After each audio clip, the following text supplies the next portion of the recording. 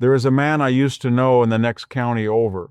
Hard-working fellow, never missed a Sunday, raised 5 children, and kept a garden until his 73rd year.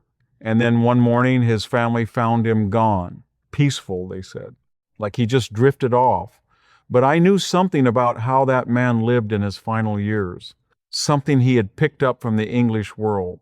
The way so many good people do once the old ways start to feel like too much trouble.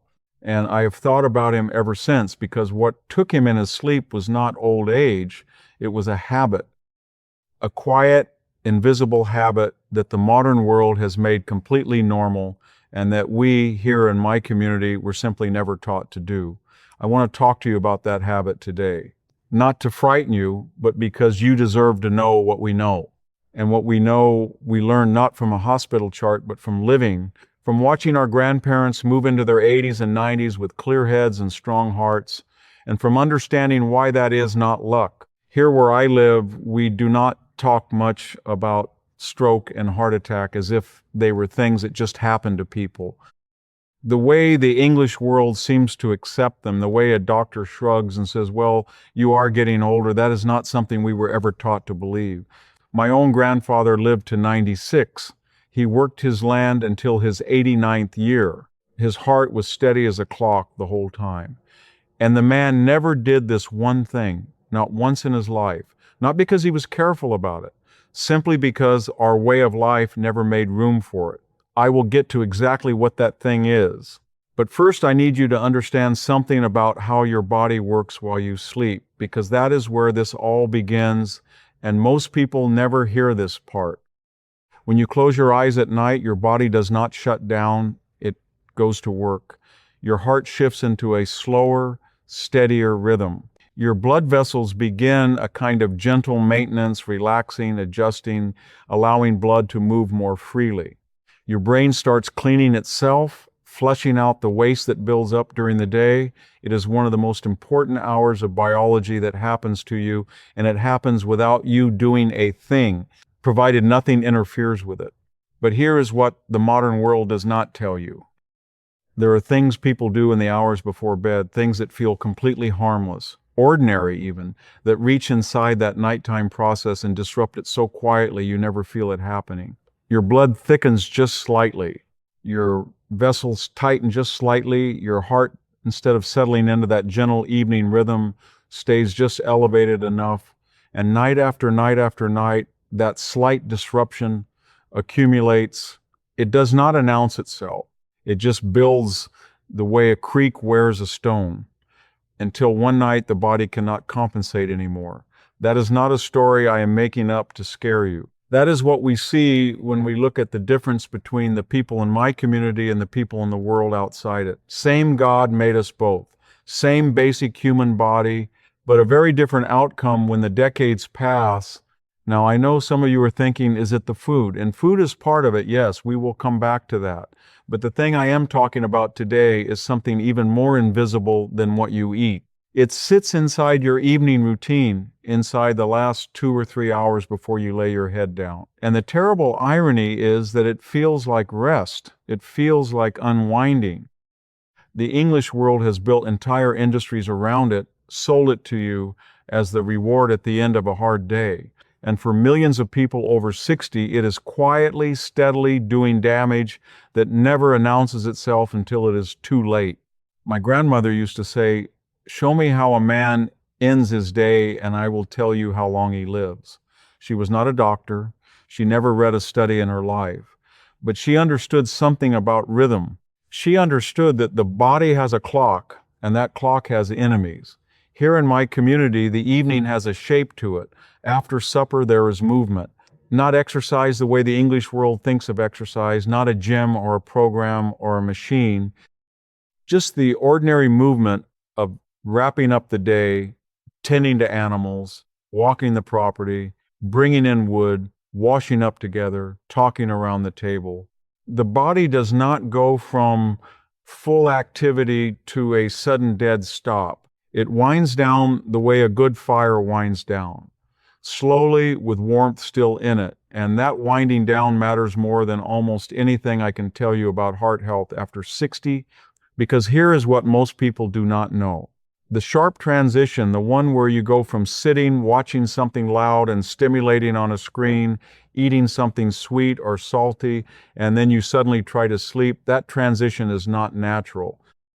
Your nervous system does not know how to make it cleanly. Your blood pressure, which had been quietly elevated by the stimulation, by the light, by the sugar, does not drop the way it should when you close your eyes. And a heart that goes into sleep with elevated blood pressure night after night is a heart under quiet siege. I want you to stay with me here, because this next part is what most people miss entirely, and it is the reason I believe men like my neighbor in the next county do not get to grow old the way they deserve to. There is something that happens in the body in the hours before sleep that the outside world's doctors have a long name for. We do not use that name here. We just call it the evening calm, and we protect it the way you protect a garden from frost. Because just like a frost that comes in the night and ruins what took all season to grow, certain habits in those final hours before sleep will undo what your body spent all day preparing for. The habit I am talking about is this: eating late, eating close to sleep, not a small sip of water or a cup of warm something. I mean a real meal, a substantial amount of food taken within 2, sometimes even 3 hours of lying down. And before you say, well, I only eat a small supper, I want you to understand what happens inside your body when it receives food and then almost immediately is asked to sleep. Your digestion demands blood. It pulls it toward your stomach, your gut, your liver. Your heart has to work harder to supply it. Your blood sugar rises, depending on what you ate, it rises sharply.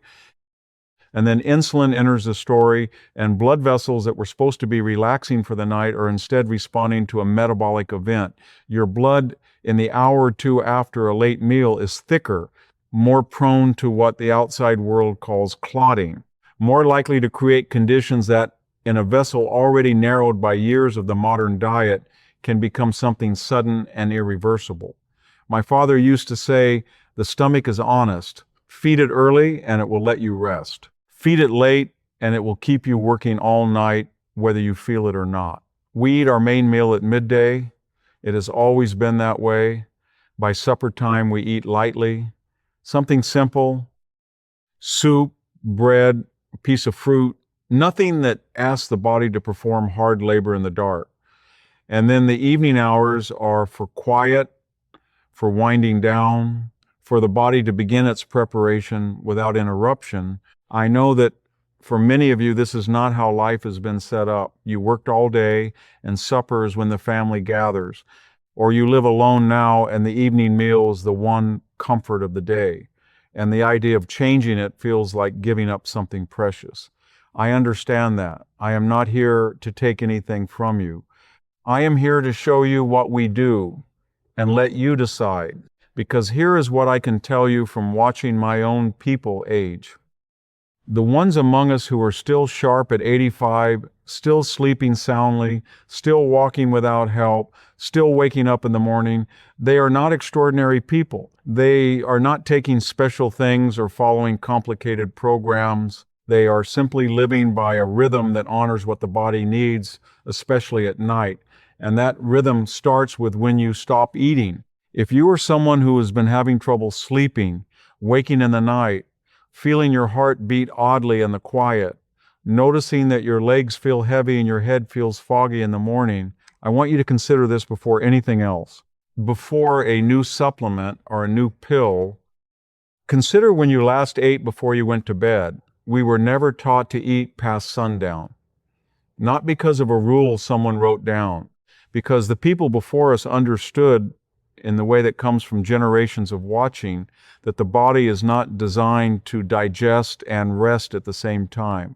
One of those things will give way, and it is almost always the rest that suffers. Now, I also want to say something about the other half of this, because late eating does not happen in isolation.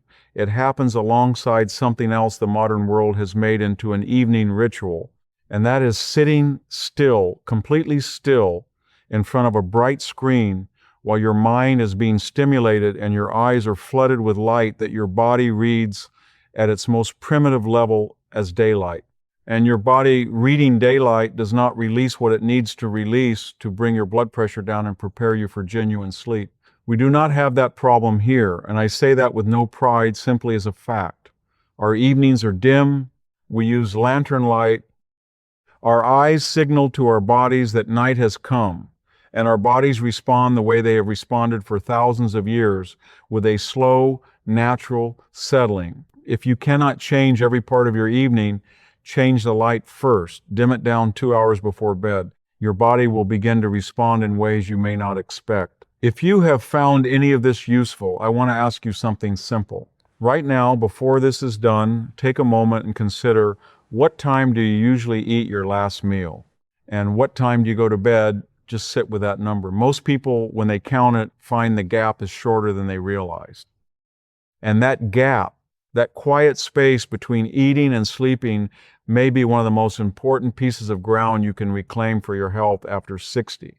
There's a reason I share these things, not because I think the old ways are perfect in every regard, or that the world my neighbors outside live in has nothing to offer, but because something is being lost, something that our grandparents carried in their bones and their daily rhythm and the simple structure of their days, and that the modern world replaced with convenience and with very expensive consequences. If your doctor has told you to watch your blood pressure, or your cholesterol, or your circulation, please keep working with your doctor.